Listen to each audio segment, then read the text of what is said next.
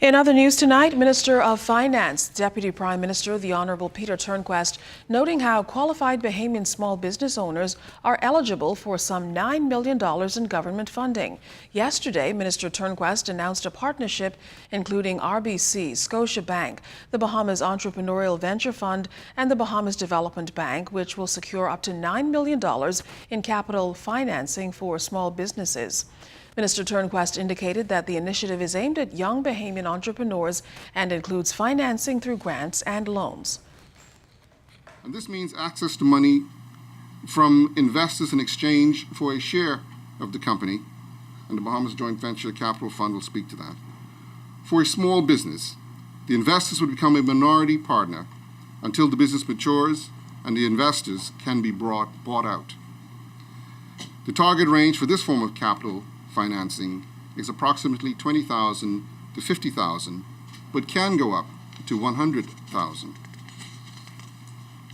But let's be clear, we're not just handing out money. We are ensuring that businesses have the necessary tools and support they need to be successful. After all, this is not our money. Minister Turnquest also addressed the issue of insurance for young entrepreneurs, especially for those in the tourism and farming industries. Because we recognize that it's very difficult to get funding for a farm, for instance, because of the vulnerability of where we live.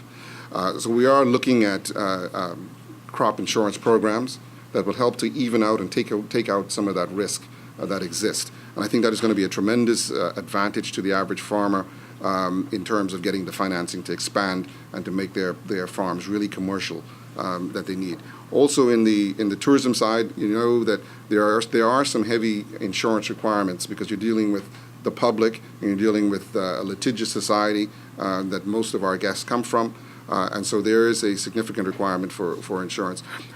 We have had some initial conversations with the industry stakeholders about this, and we are hopeful that we'll be able to develop a program that sees some subsidy or support from that side that would help us to lower the cost of obtaining that kind of insurance and thus give access to our local service providers.